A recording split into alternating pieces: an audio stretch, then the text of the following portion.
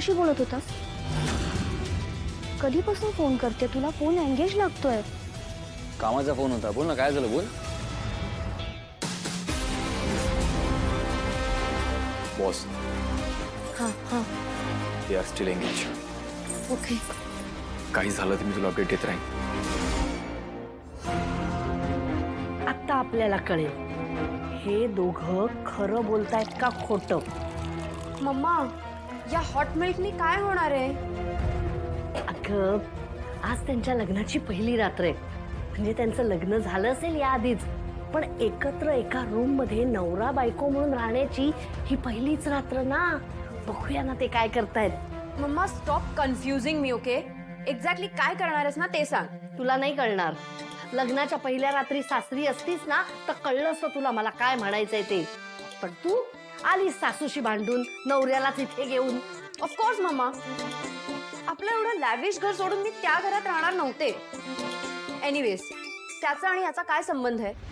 काही नाही. काय नाही तर मग जा, जाऊन झोप जा. तू एवढ्या स्ट्रेसमध्ये असताना मला कशी झोप लागणार? आणि जाताना तू काय काय बोलून गेलास मला.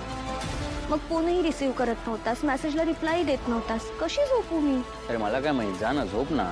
माझे प्रॉब्लेम्स आहेत, मला सॉल्व्ह करू दे. जा तू, जा झोप. हे सगळे तुझ्या एकट्याचे प्रॉब्लेम्स नाही आहेत, ते माझेही आहेत. लाईफ पार्टनर आहे ना मी तुझी. मग तुझे प्रॉब्लेम माझे आणि माझे प्रॉब्लेम्स तुझे. येस तर नको आहे मग. काय काय नाही कर, काय नाही. जा ना तू, जा. मूवी, मला कळतंय हे सगळं तुझ्यासाठी खूप डिफिकल्ट आहे. आधी तारिणी, मग हा केदार. पण ट्रस्ट मी, ही एक फेज आहे आणि आपण दोघे मिळून त्या दोघांना कसंही करून या घरातनं बाहेर काढू. ओके, तू नको ना काळजी करू, मी आहे ना सोबत.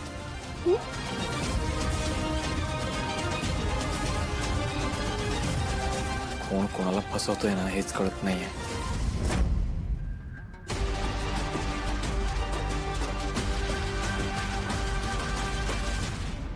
चला, झालं? जाऊया आता, रात्र खूप झाली. Boss alert. युवराज आणि निशी घरात यायला निघाले. केडी, मला अजून थोडा वेळ लागेल, तू त्यांना तिकडे थांबव. मी काहीतरी करतो, थांब. किती गोड फोटो आहे ग तुमच्या दोघांचा.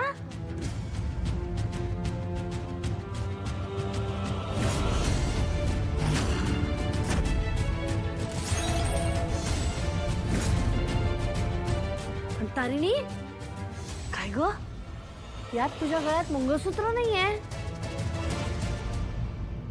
हो ना, तू सांग. नको, तूच सांग. केदार, अरे सांग ना, एवढं काय त्यात. बरं बरं, मी सांगते. ते काय झालं, आम्ही माझ्या घरी म्हणजे बेलसरेंकडे राहत होतो ना. मग तिकडे कोणाला काहीच कल्पना नव्हती या लग्नाबद्दल. मग कसं मंगळसूत्र. बरोबर आहे ग, तेव्हा तुम्हाला नवरा बायको सारखं कुठे राहता आलं असेल ना. हो ना. पण आता तुम्ही राहू शकता. आता इथे सगळ्यांना सगळं माहितीये. इथे तुम्ही छान राहा नवरा बायको सारखं. पण काकू, हे दूध वगैरे अगं, असं काय करतेस? मधुचंद्राच्या रात्री लागतं ना. मधुचंद्राची रात्र? आता हीच तुमची मधुचंद्राची रात्र समजायची का? झालीये बेलसरेंकडे? नाही नाही, काय बोलताय काकू, असं काही नाहीये.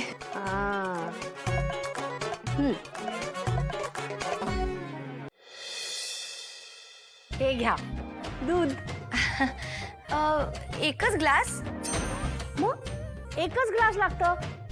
तुला अजून हवंय का? नाही नाही, नको, आम्ही शेअर करू. तुम्हाला हे सगळं कसं माहिती नाही? तुमच्या दोघांचं खरंच लग्न झालंय ना? हो हो हो, झालंय ना लग्न. खरंच झालंय ना?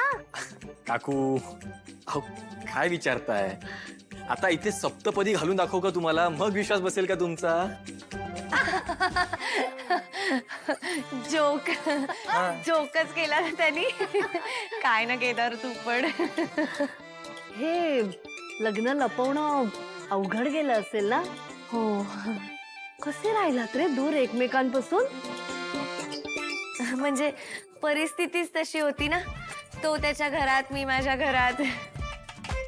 म्हणजे आज खऱ्या अर्थाने तुमच्या वैवाहिक जीवनाला सुरुवात होणार आहे. तुम्ही होऊ दिली तर. हा? मोठ्यांच्या आशीर्वादाने आजच आमच्या वैवाहिक जीवनाची सुरुवात झाली आहे ना, हो. असं म्हणायचंय मला. हा. माहितीये मला. म्हणूनच तर मी दुधाबरोबर काय आणलंय बघा.